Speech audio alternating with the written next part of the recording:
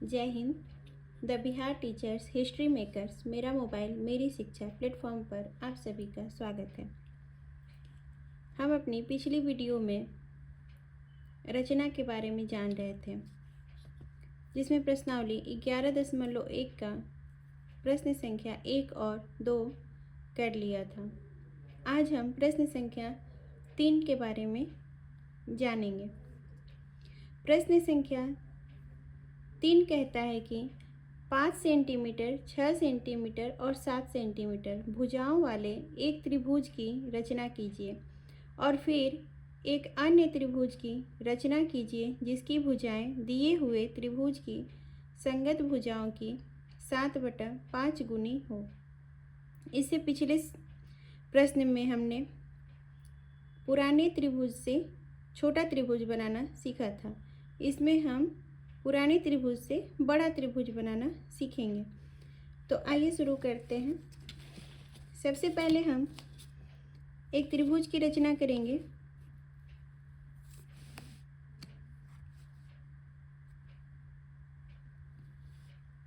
जिसका आधार लेंगे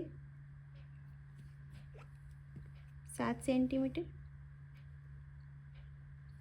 आधार लेंगे 7 सेंटीमीटर। अब यहाँ से हम इसका नाम रख लेते हैं बी और सी। अब एक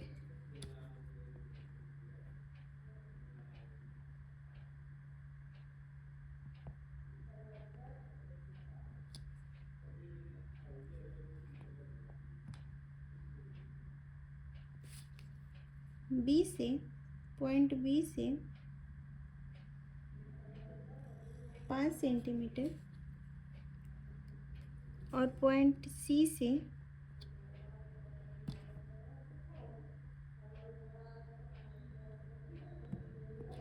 6 सेंटीमीटर का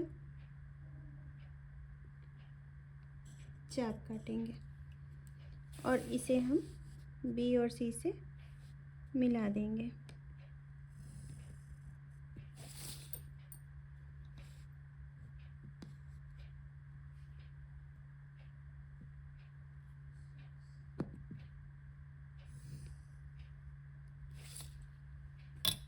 थोड़ा सा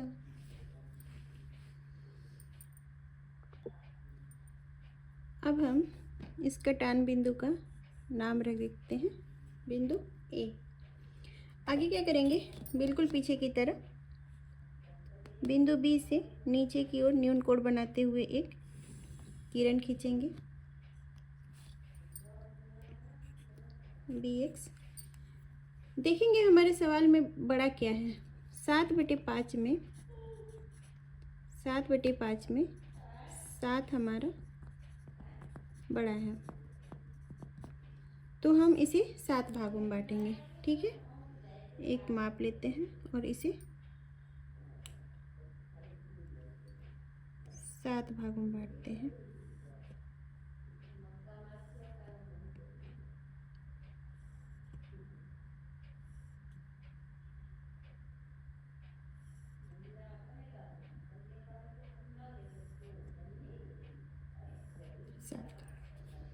यानी B1, B2, B3, B4, B5, B6 और B7। अब हर में देखेंगे हमारा क्या है। हर में क्या है हमारा 5 है, तो हम हमेशा हर को ही सी से मिलाएंगे। जो हमारा हर में संख्या दी होगी उसी को हम लोग क्या करेंगे, सी से मिलाएंगे।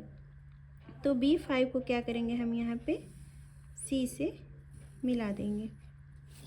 ठीक है, B5 को हमने क्या किया, सी से मिला दिया। अब क्या करेंगे, हम अपने BC को आगे की तरफ बढ़ा लेंगे।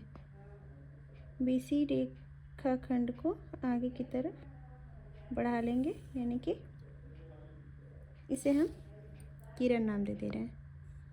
ठीक है, अब हम क्या करेंगे, B5 पर एक चाप काटेंगे, B5 पर एक चाप काटेंगे और फिर वही B7 पे भी एक चाप काटेंगे। दोनों को माप लेंगे और एक चाप काटेंगे। ठीक है, ये एक हमारा ये पॉइंट मिल गया और एक ये पॉइंट है। इसे हम लोग क्या करेंगे, बढ़ी हुई रेखाखंड पे मिलाते हुए एक समांतर रेखा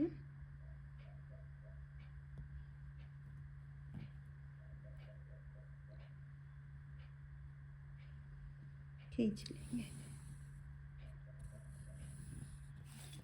ठीक है,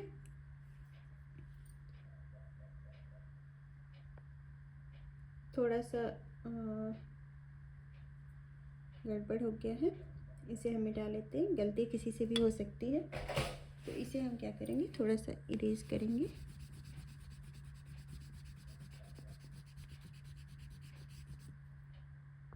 इसे क्या करेंगे, हम लोग एक रेखा मिला देंगे। ठीक है, अब हम क्या करेंगे, इसका नाम रख देते हैं C डैश। ठीक है, सेम वैसे ही क्या करेंगे हम लोग, इधर समांतर B5C के समांतर हो गया हमारा। अब हम C डैश A डैश समांतर खींचेंगे, तो उसके लिए क्या करेंगे, AB रेखा खंड के लाइन को, AB रेखा खंड के लाइन को बढ़ा लेते हैं। अब फिर से सेम प्रोसेस करेंगे। एक बार हम लोग C पर चाप काटेंगे, फिर हम C डैश पे चाप काटेंगे, इसको माप लेंगे,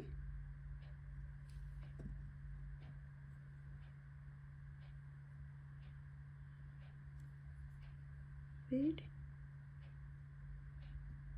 इस चाप पर भी उसी माप का चाप काटेंगे। फिर से हमें दो बिंदु मिल गया और इसे हम लोग क्या करेंगे, बढ़ी हुई किरण पे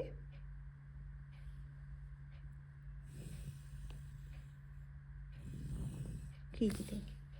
ठीक है, अब इसका नाम रख लेंगे हम लोग A डैश। आप देख सकते हैं इस प्रकार हमें एक नया त्रिभुज A dash B C dash प्राप्त हुआ, जो इससे 7/5 गुनी है। अब हम इसके चरण को जानते हैं, जो पहले से ही मैंने लिख कर रखा हुआ है। रचना के चरण, स्टेप फर्स्ट क्या बोल रहा है, एक 7 सेंटीमीटर लंबाई का एक रेखाखंड BC खींचा। देख सकते हैं ये 7 सेंटीमीटर लंबा है, इसको लिख भी सकते हैं या छोड़ भी सकते हैं, आपकी मर्जी।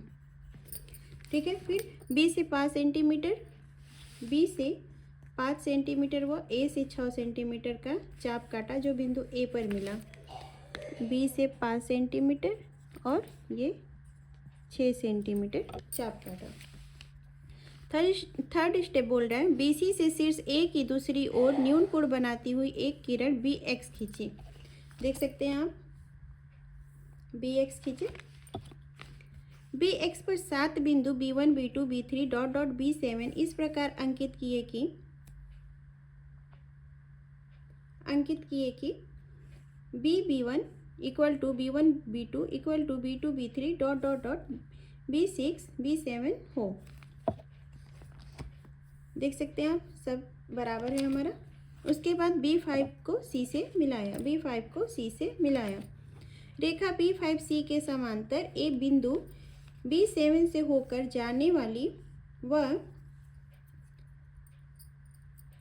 बढ़ाए गए रेखाखंड BC को बिंदु C डैश पर प्रतिच्छेद करती हुई एक रेखा B7C डैश खींची। देख सकते हैं आप लोग, B7C डैश खींचे। अगला स्टेप बोल रहा है, रेखा CA के समांतर बिंदु C डैश से होकर जाने वाली व बढ़ाए गए रेखाखंड BA को बिंदु A डैश पर प्रतिच्छेद करती हुई एक रेखा C डैश A डैश खींची। इस प्रकार अभिष्ट त्रिभुज A dash B C dash प्राप्त हुआ। A-B-C- प्राप्त हुआ।